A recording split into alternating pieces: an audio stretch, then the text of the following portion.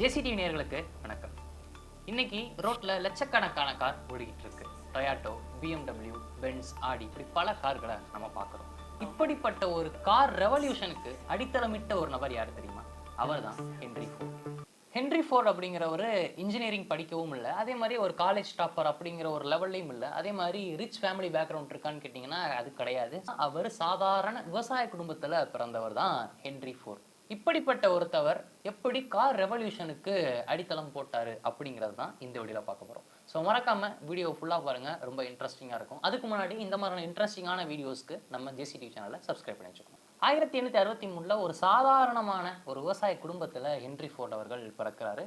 அப்படிப்பட்ட ஹென்ரி ஃபோர்டினுடைய தந்தையினுடைய மிகப்பெரிய ஆசை என்ன அப்படின்னா, தன்னோட குழந்தைய ஒரு நல்ல ஒரு விவசாயி ஆகிடணும் அப்படிங்கிறதான் அவருடைய ஆசையாக இருந்திருக்கு. ஆனால் ஹென்ரி ஃபோர்டுக்கு அது கிடையவே கிடையாது. தான் வந்து ஒரு மிகச்சிறந்த ஒரு மெக்கானிக் ஆகணும் அப்படிங்கிறது தான் அவருடைய ஆசையாக இருந்திருக்கு. சிம்பிளாக சொல்லணும்னா, மண்ணை விட மிஷின் மேலே ஹென்ரி ஃபோர்டுக்கு அதிக அளவில் இன்ட்ரெஸ்ட் இருந்திருக்கு. சொல்லப்போனால் சின்ன வயசுலேயே வாட்சை வந்து டிஸ்மேண்டில் பண்ணுறது, கிளாக்கை ரிப்பேர் பண்ணுறது, அதாவது பக்கத்தில் இருக்கக்கூடிய நெய்பர்ஸ் எல்லாருமே ஏதாச்சும் ஒரு டிஸ்மேண்டில் பண்ணணும், ரிப்பேர் பண்ணணும் அப்படின்னா ஹென்ரி ஃபோர்ட் கிட்ட தான் கொடுப்பாங்களாம். அதனாலே என்னமோ 15 வயசுக்குள்ளேயே ஹென்ரி ஃபோர்டுக்கு மிஷின் டாக்டர் அப்படின்னு ஒரு பேர் வச்சுருக்காங்க. இப்படியே வருடங்கள் செல்லுது. தன்னோட 16வது வயசுல ஒரு விஷயத்தை உணர்றாரு ஹென்ரி ஃபோர்ட். அதாவது இந்த இடத்துல நான் இருந்தேன் அப்படின்னா என்னோட இலக்கை அடைய முடியாது அப்படிங்கிறத உணர்றாரு. அதனால தன்னோட 16வது வயதுல வீட்டை விட்டு வெளியே வந்து ஒரு மெக்கானிக் ஷாப்ல அப்பரண்டிஸா வந்து ஒர்க் பண்றாரு. அப்பரண்டிஸா ஒர்க் போறோம் அப்படின்னா சேலரி ரொம்ப கம்மியா இருக்கும், ஆனா லேர்னிங் அப்படிங்கிற விஷயம் அதிகமா இருக்கும். அப்படியே அப்பரண்டிஸா தன்னுடைய வாழ்க்கையை ஆரம்பிக்கிறாரு. அப்புறமா எடிசன் அப்படிங்கிற ஒரு கம்பெனில ஒரு இன்ஜினியரா ஜாயின் பண்றாரு ஹென்ரி ஃபோர்ட். அப்படி அந்த கம்பெனி நடக்கக்கூடிய ஒரு ஃபங்க்ஷனில் தாமஸ் எடிசனை மீட் பண்ணுறாரு. அப்போது தாமஸ் எடிசன் கிட்ட அவர் என்ன சொல்கிறாரு அப்படின்னா, பெட்ரோலில் ஓடக்கூடிய ஒரு வெஹிக்கிளை கிரியேட் பண்ணுறதா என்னோட ஆசை அப்படின்னு சொல்லியிருக்காரு. இதை சொன்னோடனே கூட இருக்கிற எல்லாருமே பார்த்து சிரிச்சிருக்காங்க. ஆனால் தாமஸ் எடிசன் என்ன சொல்லியிருக்காரு தெரியுமா? கண்டினியூ, டோன்ட் ஸ்டாப் அப்படின்னு சொல்லியிருக்காரு. இந்த ஒரு என்கரேஜ்மெண்ட் தான் ஹென்ரியோட லைஃபை மாற்றுச்சு, நம்ம உலகத்தில் ஒரு புது ரெவல்யூஷனே கிரியேட் பண்ணுச்சு. ஹென்ரி ஃபோர்ட் தன்னுடைய டெஸ்டிங் ஆரம்பிச்சிட்டாரு. தாமஸ் எடிசனே வந்து கண்டினியூ அப்படின்னு சொல்கிறப்ப அவருக்கு வந்து இன்னொரு என்கரேஜ்மெண்ட் ஆயிருக்கு. இப்படி தன்னுடைய டெஸ்டிங்கை தொடர்ந்து கண்டினியூ பண்ணிக்கிட்டு இருக்காரு ஹென்ரி ஃபோர்ட்.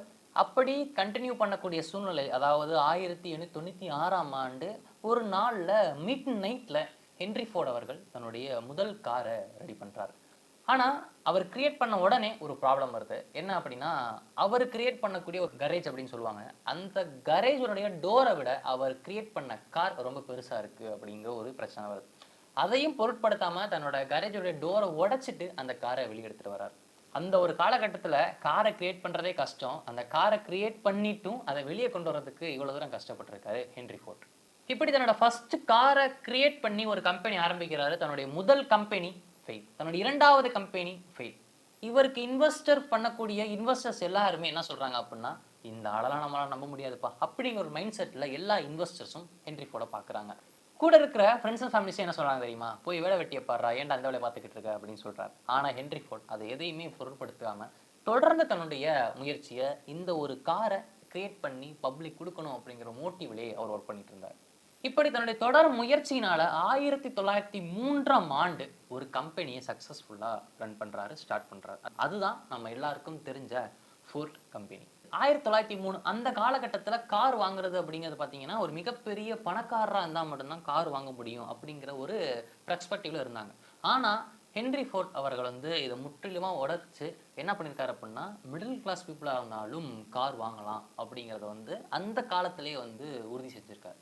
அப்போ ஃபோர்ட் அவர்கள் மாடல் டி அப்படிங்கிற ஒரு காரை வந்து இன்ட்ரடியூஸ் பண்ணுறாரு. ரொம்ப சிம்பிளாகவும் இருக்கும், ரொம்ப அஃபோர்டபுளாகவும் இருக்கும், அதே மாதிரி சேஃப்டியாகவும் இருக்கும். அந்த ஒரு கார் ஒரு உலகத்தையே வந்து வியப்படைஞ்ச செஞ்ச ஒரு காராக இருந்திருக்கு. வேர்ல்டு ஹிட் அப்படின்னே சொல்லலாம். அந்த கார் கிட்டத்தட்ட பார்த்தீங்க அப்படின்னா 15 மில்லியனுக்கும் மேற்பட்ட சேல்ஸ் வந்து அந்த காருக்கு மட்டும் நடந்திருக்கு.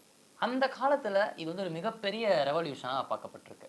ஹென்ரி ஃபோர்கிட்ட இருந்து நான் ஒரு விஷயத்தை நல்லா கற்றுக்கிட்டேன். அவரோட இன்வென்ஷன் அப்படிங்கிறது வந்து கார் கிடையாது, அசம்பிளி லைன் அப்படின்னு சொல்லலாம். அதாவது ஒரு ஒர்க்கர் ஒரு ஒர்க் மட்டும் தான் பண்ணணும், இன்னொரு ஒர்க்கர் இன்னொரு ஒர்க் பண்ணணும். அப்படி பண்ணுறது மூலியமா ப்ரொடக்ஷன் அப்படிங்கிற விஷயத்தை வந்து இன்க்ரீஸ் பண்ண முடியும் அப்படிங்கிறத அந்த காலத்தில் சொல்லி அந்த ஒரு விஷயத்தை ப்ராக்டிக்கலாக வந்து இம்ப்ளிமெண்ட் பண்ணி காமிச்ச ஒரு மிகச்சிறந்த ஒரு படைப்பாளி அப்படின்னே சொல்லலாம். அந்த ஒரு டெக்னிக்கை தான் இப்போ வரைக்கும் எல்லா மேனுஃபேக்சரிங் கம்பெனிஸும் யூஸ் பண்ணிட்டு இருக்காங்க. அதாவது ஒரு ஒர்க்கை ஒரு நபர் தான் பார்க்கணும். ஒரு நபர் எல்லா ஒர்க்கையும் பார்த்தோம் அப்படின்னா அது அவருக்கும் ஒரு பாதிப்பு கொடுக்கும். அதே மாதிரி ப்ரொடக்ஷன்லையும் பல பிரச்சனைகள் உருவாகும் அப்படிங்கிறத அப்பயே தெரிஞ்சுக்கிட்டு அந்த ஒரு விஷயத்த அந்த காலத்துல இருந்து இம்ப்ளிமெண்ட் பண்ணனால இவர் வந்து ஒரு மிகப்பெரிய ஒரு இன்வென்டாரா தான் நான் பார்க்கிறேன். மக்களும் அதான் பார்க்குறாங்க. இப்படி ஒரு விஷயத்த அந்த காலத்திலேயே இவர் வந்து சொன்னனால, இவர எல்லாருமே வந்து இன்வென்டரா தான் பார்க்குறாங்க. இன்னொரு விஷயம் என்ன அப்டின்னா, 1914ல ஆவரேஜ் சேலரி குடுக்கக்கூடிய அந்த நிலையில, டபுள் சேலரி ஊழியர்களுக்கு குடுத்தாங்க. இந்த விஷயத்த கேட்ட உடனே எல்லாருமே ஷாக் ஆயிட்டாங்க. சொல்லப்போனா அப்டின்னா, அந்த காலத்துல அவங்களுக்கு காம்படிட்டிவா இருக்கக்கூடிய கார் கம்பெனிஸ் எல்லாருமே ஷாக் ஆயிட்டாங்க. "என்னப்பா ஆவரேஜ் சேலரிய விட டபுள் சார்ஜ் நீ குடுத்த அப்டின்னா, எப்படி நீ ஓட்டுவ?" அப்படின்னு சொல்றப்ப, அப்போ ஃபோர்ட் அவர்கள் சொல்லக்கூடிய விஷயம் என்ன தெரியுமா? ஹேப்பியா வொர்க்கர்ஸ் வொர்க் பண்ணாங்க அப்டின்னா, இங்க என்னுடைய புரொடக்ஷனும் சரி, என்னுடைய பிசினஸும் சரி, அந்த அளவுக்கு என்னோட குரோத் அதிகமா இருக்கும். அவங்களோட ஹேப்பில தான் என்னோட குரோத் இருக்கு அப்படிங்கிறத அந்த காலத்திலேயே சொன்ன ஒரு நபர். ஸோ ஹென்றி ஃபோர்ட் அப்படிங்கிறவர் வந்து ஒரு பிசினஸ் சைக்காலஜிஸ்ட் அப்படின்னு சொல்லலாம். ஒரு மிகச்சிறந்த ஜீனியஸ் அப்படின்னே சொல்லலாம். ஹென்றி ஃபோர்ட் அவர்கள் ஒரு மிகச்சிறந்த ஒரு ஃபேமஸான கோட்ட சொல்லியிருக்கார். அதாவது, "உன்னால பண்ண முடியும்னு நம்புனா முடியும். முடியாதுன்னு நம்புனா முடியாது." அப்படிங்கிற விஷயத்த அழகா சொல்லியிருக்காரு. இவர் சொன்னது இவரோட வாழ்க்கையில இருக்கு அப்படிங்கிறத தெரிஞ்சுக்கலாம். ஒரு சாதாரணமான விவசாய குடும்பத்தை சார்ந்த ஒரு பையன் மெக்கானிக் ஆகுறான். அந்த மெக்கானிக் இன்ஜினியர் ஆகுறான். அந்த இன்ஜினியர் ஒரு பிசினஸ் மேன் ஆகுறான். அந்த ஒரு பிசினஸ் மேன் தான் கார் இண்டஸ்ட்ரிய மாத்துன ஒரு ஜீனியஸ். அவர் தான் ஹென்றி ஃபோர்ட் அப்படின்னு சொன்னோம்னா மிகையாகாது. அவர் ஜஸ்ட் ஒரு இன்வென்ஷனோட ஒரு கார மட்டும் கிரியேட் பண்ணல. பல லட்சம் பேருக்கு வேலைவாய்ப்ப கிரியேட் பண்ணி குடுத்திருக்காரு. அது மட்டும் இல்லாம பல லட்சம் மக்களினுடைய ஆசையும் வந்து நிறைவேத்திருக்காரு அப்படின்னு தான் சொல்லியாக முடியும். ஏன் அப்டின்னா, மிடில் கிளாஸ் பீப்பிளும் கார் யூஸ் பண்ணலாம் அப்படிங்கிற விஷயத்த அந்த காலத்திலேயே கொண்டு வந்தார் அப்படிங்கிறது வந்து ஒரு மிகப்பெரிய இன்வென்ஷனா பார்க்கப்படுது.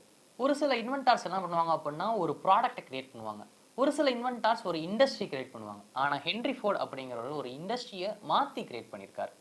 ஆனா, ஹென்றி ஃபோர்ட் ஒரு இண்டஸ்ட்ரியவே மாத்துன ஒரு மனுஷனா இருக்காரு. இவருடைய டெக்னாலஜி தான் மாடர்ன் கார் ஃபவுண்டேஷனுக்கு ஒரு பேஸா இருக்கு. இவர் கிரியேட் பண்ண ஒரு சிஸ்டம் தான் மாடர்ன் மேனுஃபேக்சரிங்க்கு ஃபவுண்டேஷனா இருக்கு, இப்போ வரைக்கும். ஸோ ஹென்றி ஃபோர்ட பத்தி ஜேசிடிவி சேனல் மூலியமா ஷேர் பண்ணிக்கிட்டதுல எனக்கு ரொம்ப சந்தோஷம். இந்த மாதிரியான வீடியோஸ் நீங்க அடுத்தடுத்து பார்க்கணும் அப்படின்னா, அதுக்கு நீங்க நம்ம ஜேசிடிவி சேனலை சப்ஸ்கிரைப் பண்ணி வச்சுக்கணும். ஸோ இந்த வீடியோ உங்களுக்கு பிடிச்சிருக்கு அப்படின்னா, மறக்காம லைக் பண்ணிட்டு, உங்களோட ஃப்ரெண்ட்ஸ் அண்ட் ஃபேமிலிக்கு ஷேர் பண்ணீங்கன்னா, அவங்களும் பார்த்து தெரிஞ்சுப்பாங்க. நன்றி.